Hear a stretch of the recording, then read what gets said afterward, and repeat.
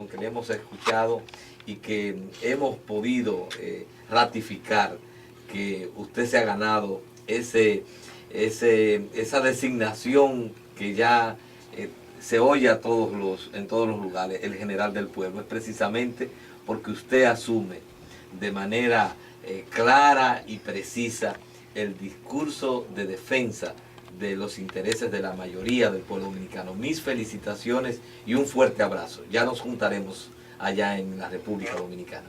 Igualmente para usted y que todo sea exitoso para usted allá y que regrese con bien aquí a la República Dominicana. Dios le bendiga a todos. Gracias a usted, general. Gracias por su participación. Que tenga un buen día, señores. Lo prometido es deuda. Puedo decir que este programa es bueno, William Sánchez. Por eso, porque es mejor. Que se oye mucho, no, que es mejor el programa los domingos. Señores, en vivo.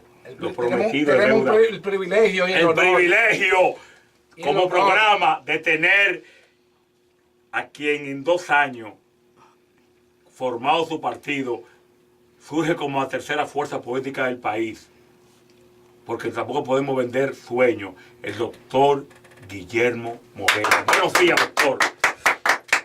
Muy buenos días, me siento muy honrado de esta invitación, de poder compartir con ustedes, así como con todos los amigos y amigas que escuchan y siguen este programa, que es un toque de queda. Los domingos, sí. Los domingos en toda esta comunidad.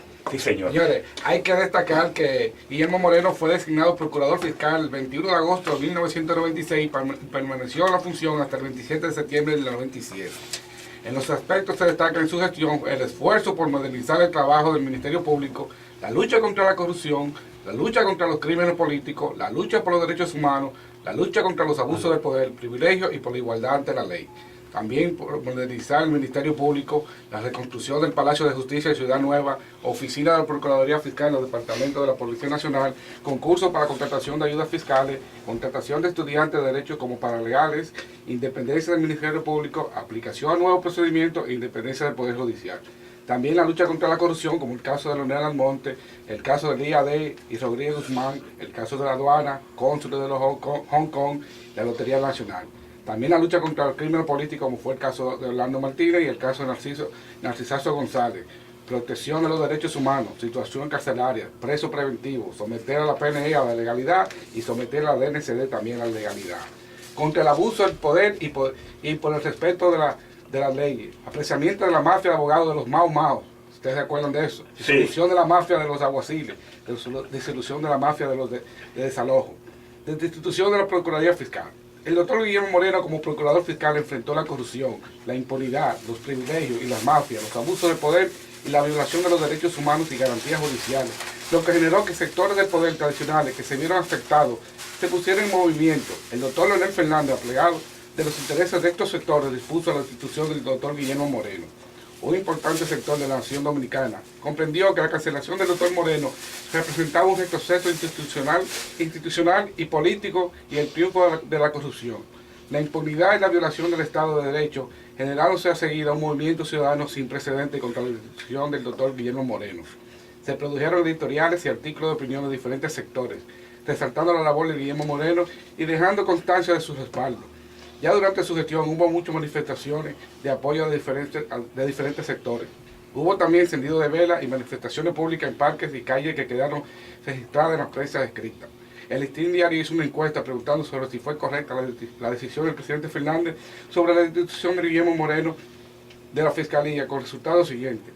5.702 dijeron que no, para un 92.4%, y 564 dijeron que sí, para un 7.5%. Aunque internacional donde producen algunos de los artículos, muchos artículos que tenemos que fueron publicados en los periódicos. Sí, señor. Señores, de la gestión del doctor Guillermo Moreno. Vamos inmediatamente a participar del doctor Guillermo Moreno. Él es José Enrique, que siempre llega tarde. Él trabaja en el programa, siempre llega tarde. Y viene tocando duro también. Por poco chocamos. Sí. Y le queremos recordar a nuestros oyentes que el teléfono de comunicación es 347-408-6572. Señores, doctor, vamos a entrar rápido en materia. Déjame saludar al doctor. Pero tú llegas tarde y vienes Doctor, a viene para estar dando Usted orden. ve, tengo enemigos allá adentro. Yo soy su amigo. Eso es lo importante. Doctor, aquel 27 de septiembre, que sepa, día de mi cumpleaños, 27 de septiembre del 97, ese día vino este cuerpo al mundo. Ay, Dios lo tiró mío. Alcaida Mejía a Marte. Dios mío. Y me engendró Gustavo Elio Sánchez muerto, fallecido. Pero mi qué padre. lambón este tipo de mismo. ¿Qué pasó? ¿Qué fue? Bájale algo. Doctor, ese día, cuando usted deja, tengo una información de que usted dejó firmada la intimación al doctor Joaquín Balaguer, vía, se la mandaran al alguacil, que usted la dejó firmada antes de irse ese día de la fiscalía, y cuando usted está en su casa a las 11:25 de la noche, usted recibe una llamada del presidente en turno, el doctor Leonel Fernández Reina. ¿Cuáles fueron las palabras que le dijo el presidente Leonel en ese momento?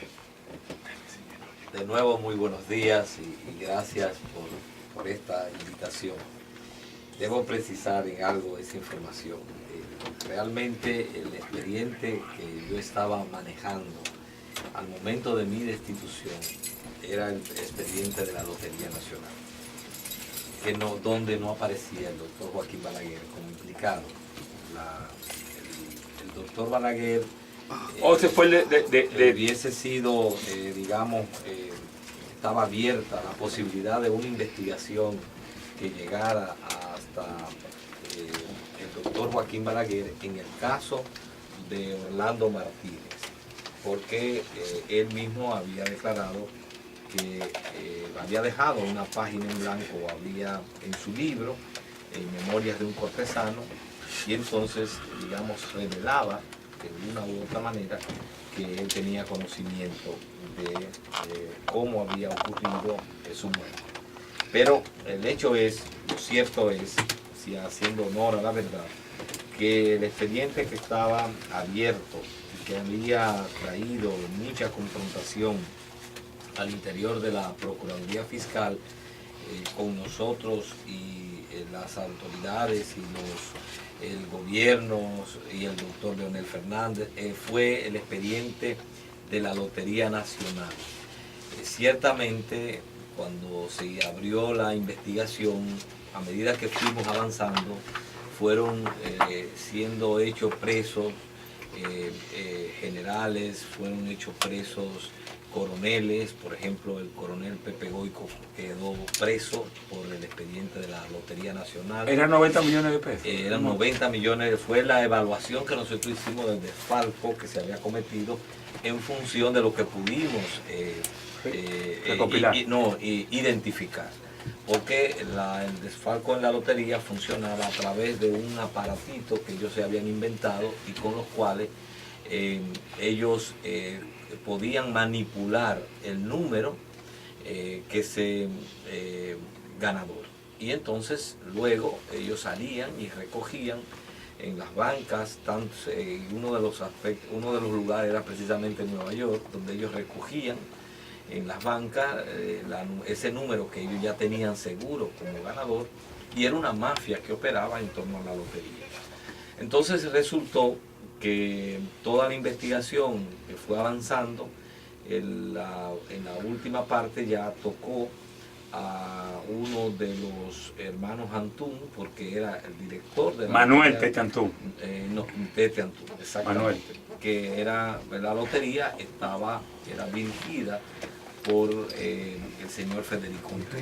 Entonces, cuando se produjo en la noche, digamos, tuvo que ser algo así como la noche del 20 de septiembre, 21 de septiembre, en la detención del señor Tete Antún, entonces que lo dejamos detenido en la Policía Nacional para continuar el interrogatorio al día siguiente.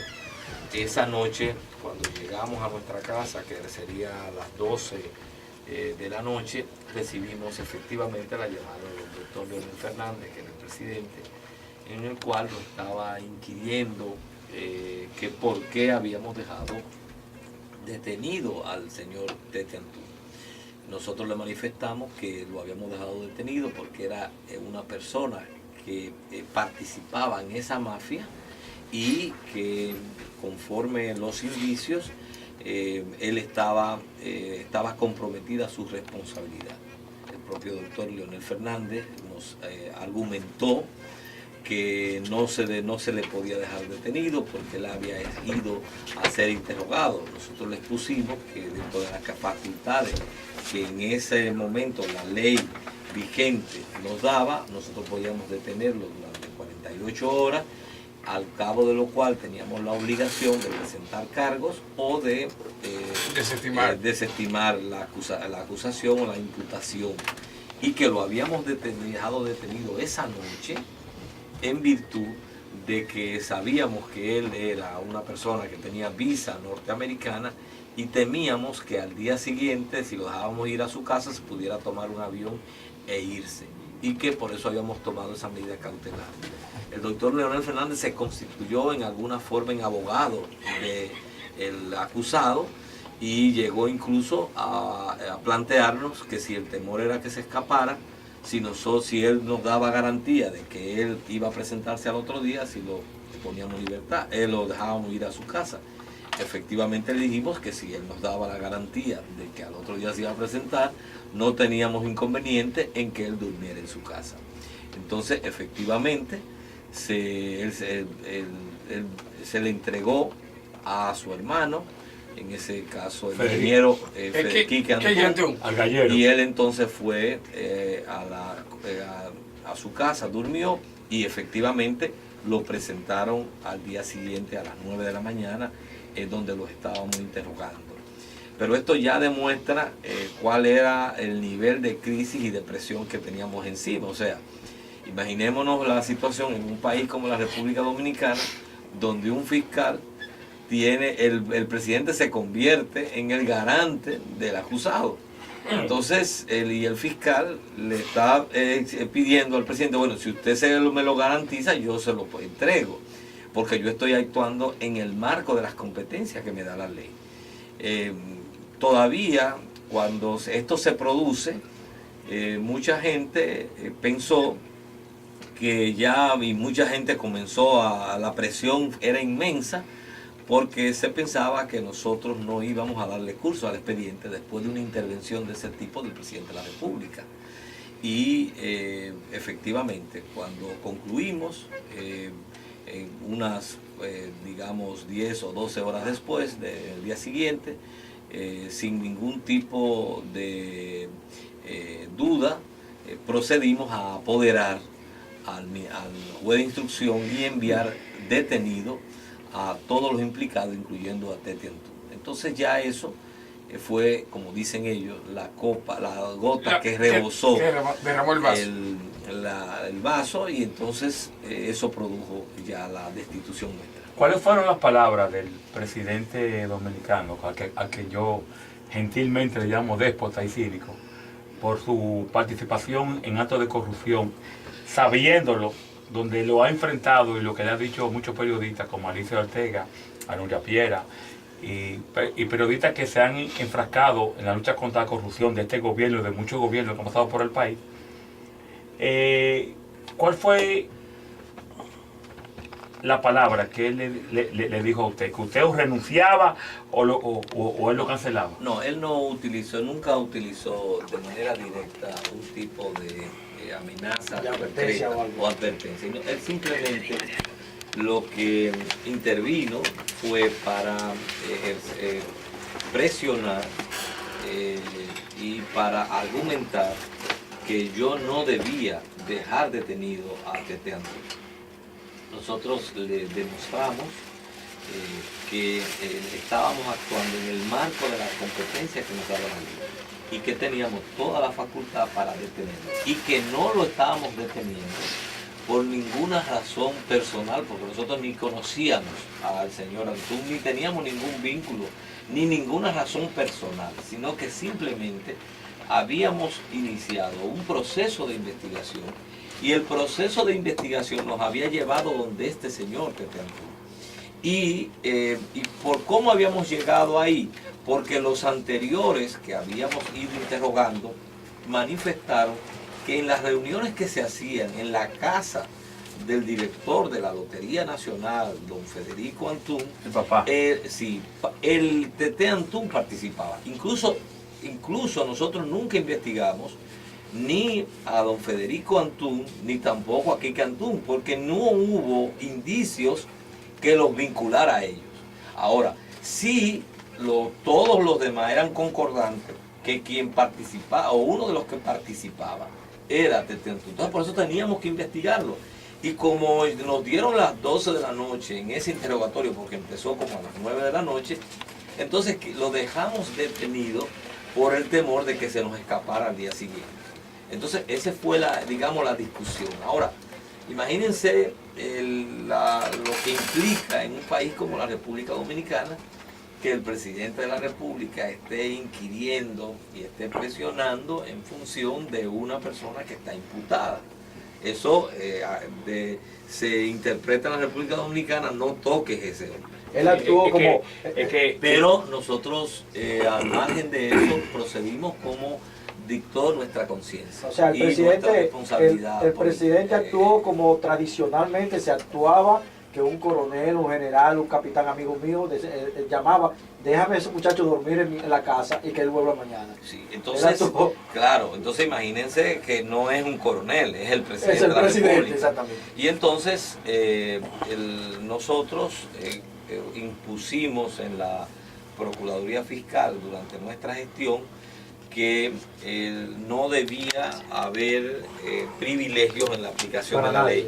Incluso uno de los conflictos que tuvimos muy serio fue en el caso de Orlando Martínez. El último implicado que nosotros apresamos fue al general Guarioné Lluveres Chinino, que estaba tenía una villa estaba en una villa en la Romana cuando finalmente procedimos a detenerle. Se envió un fiscal de la Procuraduría General de la República que tenía jurisdicción nacional para detenerle en la Romana porque los fiscales del distrito no tenían competencia fuera del distrito. Entonces, cuando el general fue traído desde la Romana, vino al Palacio de la Policía Nacional, ahí ya detenido, el jefe de la policía nos pidió que él me quería pedir un favor. Y era trato que especial. el general Chinino había sido su profesor en la academia. Y entonces él me quería pedir el favor de que no lo llevara al Palacio de Justicia ante los periodistas con esposas puestas. Y él me quería pedir ese favor. Entonces yo le dije, yo no tengo ningún inconveniente en concederle ese favor. Ahora, solo con una condición. ¿Cuál es? Que a partir de mañana usted no me trae un solo preso con esposas. Porque aquí no puede haber privilegio. Ese que usted dice que fue su profesor está acusado de ser de los autores intelectuales, de la comisión del crimen de un ciudadano por cómo pensaba. Y por eso se mató a ese ciudadano llamado, asesinó a ese ciudadano llamado Orlando Martínez. Para mí, ese no es el profesor suyo, para mí ese es una persona acusada del crimen de un ciudadano honorable, y aunque no fuera honorable, como Orlando Martínez. Y en ese sentido, si él no puede llegar a la Procuraduría Fiscal con esposas, usted que me envía todos los días 120 robapollo y de cosas de ese tipo, no solamente con esposa, muchas veces amarrado con soga, entonces a partir de mañana no me envía uno solo. Entonces me dijo, no, si es así, entonces va con esposa. Y por eso ustedes ven que el general Chinino llega al Palacio de Justicia con esposa. La única vez que se le redujo a esposa fue esa. Y entró al Palacio de Justicia, y así está en las fotos. Y eso generó toda una gran presión. Ustedes no tienen idea de lo que eso significó para nosotros, porque no se nos vio como alguien que estaba en el poder, digamos, del palacio, no se vio como algo en el cual nosotros estábamos simplemente cumpliendo con lo que era la regla establecida para la conducción de los detenidos, sino que se nos quiso acusar que era algo personal. Y entonces eso generó una gran presión y una gran discusión que, bueno, finalmente ustedes saben que, fíjense si el personaje tiene influencias, que de todos los que están en el expediente, él fue desglosado el expediente y no se ha juzgado todavía al general Chinino por la muerte de Orlando Martínez. ¿Cuál fue el que murió en la cárcel? Paul Castro. A pesar de las pruebas que hay en el expediente, y ha sido cubierto con la impunidad, porque se alegó razones de enfermedad, y ya de eso hace 15 años. Es decir, todos tenemos algún tipo de dolencias. O sea, él no, indudablemente que él estaba en condiciones de ser juzgado. Bueno, la cuestión es que 15 años después, él no ha sido juzgado y ha sido cubierto con la impunidad. Imagínense entonces el poder que tenía este personaje acusado del crimen de Orlando Martínez. O sea, que podemos colegir con esto, podemos intuir que ninguno de los dos partidos, ni con el 4% ni con la justicia, ha cumplido. Vamos. En la República Dominicana los gobiernos no han cumplido. Si yo hago la lista de con todo lo que no han cumplido, nos faltará programa. Okay.